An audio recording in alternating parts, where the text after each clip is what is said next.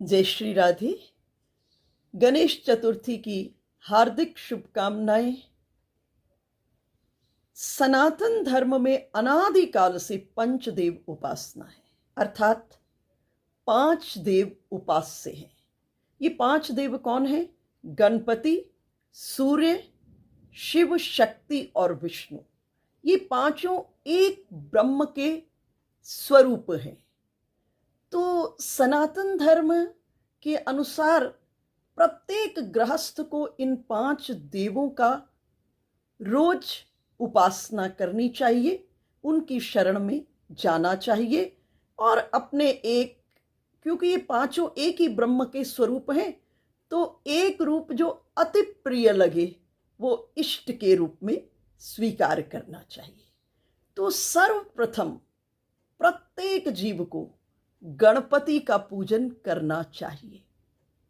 अपने इष्ट की पूजा से पहले गणपति का पूजन करना चाहिए। किसी भी मांगलिक कार्य को करने से पहले गणपति पूजन। गणपति सर्वाध्यक्ष हैं। वेद में गणपति को साक्षात ब्रह्म कहा गया है। नमस्ते गणपतये त्वमेव प्रत्यक्षम तत्त्वमसि, त्वमेव केवलम कर्तासि, त्वमेव केवलम धर्तासि, त्वमेव केवलम हर्तासि, त्वमेव साक्षात आत्मासि।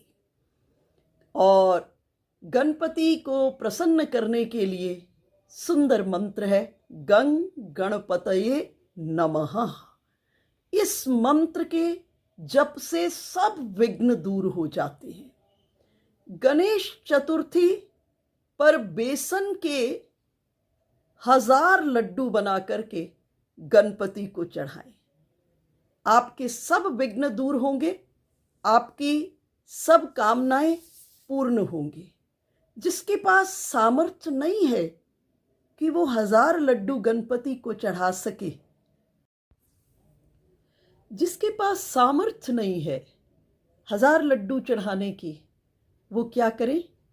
गणपति को धान की लाई, धान के फूलने पर जो फुलियां होती हैं, खील जिसे कहते हैं, वो गणपति को चढ़ाएं, समर्पित करें, पूजन करें, उससे गणपति का पूजन करें। जैसे फूलने पर थोड़ा सा धान बहुत ज़्यादा हो जाता है, उसी तरह से जब गणपति का पूजन आप खील से और लाई से करते हैं तो थोड़ी सी संपत्ति बहुत हो जाती है। आप सहस्त्र नाम से गणपति को 1000 बेसन के लड्डू चढ़ाए, उससे सभी के सभी विघ्न खत्म होंगे जीवन के और सभी कामनाओं की पूर्ति होगी। और जो निष्काम है उन्हें अपने इष्ट के चरणों की रति की प्राप्ति होगी। गणेश चतुर्थी का व्रत प्रत्येक चतुर्थी पर करें, कृष्ण पक्ष की और शुक्ल पक्ष की चतुर्थी पर करें।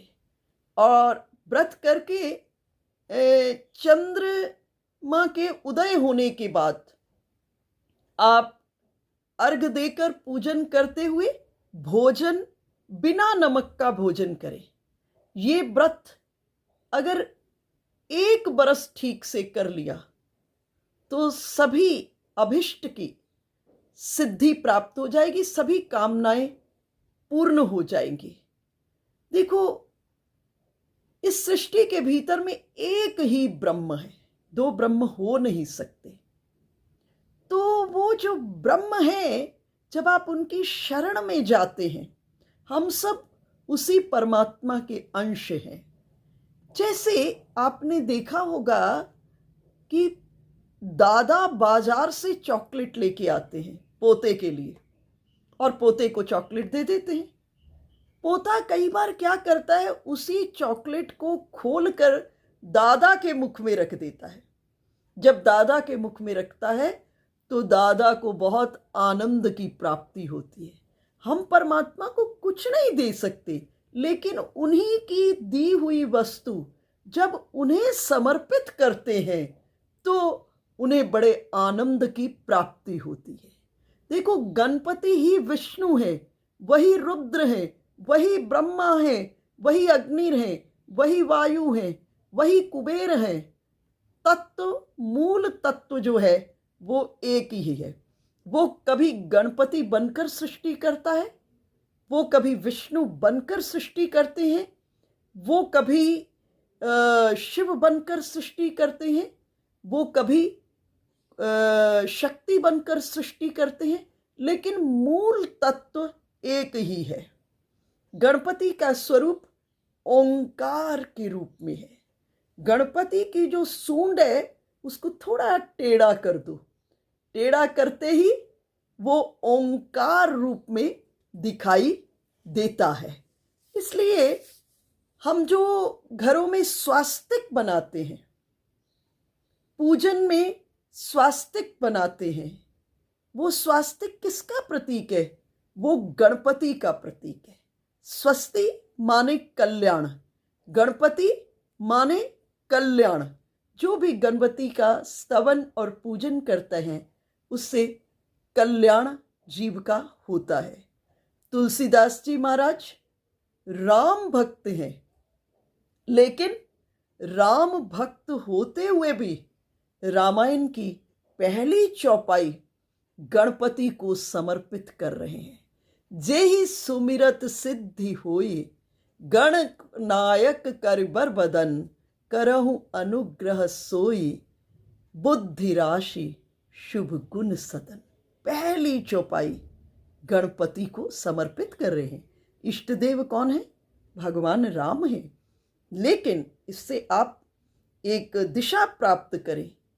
श्री राम इष्ट देव हैं, लेकिन रामायण को जब प्रारंभ कर रहे हैं तो पहली चौपाई किनको समर्पित कर रहे हैं? गणपति को समर्पित कर रहे हैं। विनय पत्रिका का भी जब प्रारंभ कर रहे हैं गणपति जी, तब भी पहले गणपति को समर्पित कर रहे हैं। जय गणेश जय गणेश, जय गणेश देवा, माता जाकी पार्वती, पिता महादेवा। फल चढ़े फूल चढ़े और चढ़े मेवा, लड्डुअन का भोग लगे संत करें सेवा। अर्थात गणपति का पूजन अवश्य करें। आज गणेश चतुर्थी के दिन आप सब अपने अपने गृह मंदिरों में भगवान गणपति के जो विराट देवस्थान है वहाँ जरूर जाएं, गणपति का दर्शन करें, गणपति का पूजन करें। और गणपति का पूजन करके क्या प्राप्त करें?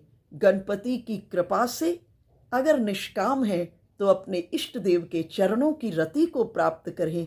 अगर सकाम है, कोई नया कार्य प्रारंभ करने की इच्छा है, नया प्रोजेक्ट को स्टार्ट करने वाले हैं, गणपति की शरण में जाकर समर्पित करें, उन्हें मनाएं कि मैं जिस कार्य को करने के लिए प्रवेश करने जा रहा हूँ, जा रही हूँ, वो सभी विघ्नों से दूर होकर के, रहित होकर के, आप कौन हैं? विघ्न निवारक हैं, आप मुझ पर कृपा कराएं। अगर ऐसा गणपति की शरण में जाकर करोगे तो गणपति क्या करेंगे? आपके सभी सत्संकल्पों को पूर्ण करेंगे। देखो, गणपति के विग्रह में आपने देखा होगा कभी कभी जो गणपति की सूंड है वो दाईं भाग की ओर होती है और कभी कभी गणपति की सूंड बाईं ओर होती है। तो जिस मूर्ति के अंदर, जिस विग्रह के अंदर जो गणपति की सूंड का जो अग्रभाग है, जो अग्रभाग का मोड़ है, वो दाईं ओर हो, उसे दक्षिणामूर्ति, दक्षिणामुखी मूर्ति कहते हैं। यहाँ दक्षिण का अर्थ है दक्षिण दिशा और दाईं बाजू। दक्षिण दिशा जो है वो यमलोक की ओर ले जाने वाली, दाईं भुजा सूर्य नाड़ी की है जो यमलोक की दिशा का सामना कर सकता है, वो बहुत शक्तिशाली होता है। जिसकी सूर्य नाड़ी कार्यरत है वो तेजस्वी भी होता है। दाई सूंड वाले गणपति को जागृत माना जाता है, और लेकिन पूजा में विशेष सावधानी रखनी पड़ती है। बाई सूंड जो है वो पॉजिटिविटी, सकारात्मक नतीजे देती है। बुद्धि के देवता हैं गणपति। बुद्धि के दो भाग हैं। दायां भाग कर्म प्रधान होता है बुद्धि का, और बायां भाग रचनात्मक होता है। तो जो बाई सूंड वाले गणपति हैं वो रचनात्मक माने जाते हैं, उन्नति, प्रगति और पॉजिटिविटी के द्योतक माने जाते हैं। तो गणपति विघ्न करता भी है और गणपति विघ्न हरता भी है। गणपति प्रथम पूज्य है। जो उनकी पूजा करता है उसके सब विघ्नों का हरण कर लेते हैं। तो हम सब आज गणेश चतुर्थी के दिन पर गणपति का पूजन सिंदूर लगाकर, जब सिंदूर उनके माथे पर लगाते हैं तो गणपति प्रसन्न हो जाते हैं। तो गणपति आज गणेश चतुर्थी पर आप सबके मंगल की कामना गणपति के चरणों में करती हूँ कि गणपति आपको आपके इष्ट देव की प्राप्ति, उनके चरणों में प्रीति बढ़ाएं और जागतिक जगत के आपके जीवन के सब विघ्नों का हरण करते हुए आपके जीवन में श्रेय, आपके जीवन में कल्याण, आपके जीवन में मंगल हो। इसी प्रार्थना के साथ आप सबके मंगल की कामना। जय जय श्री राधे।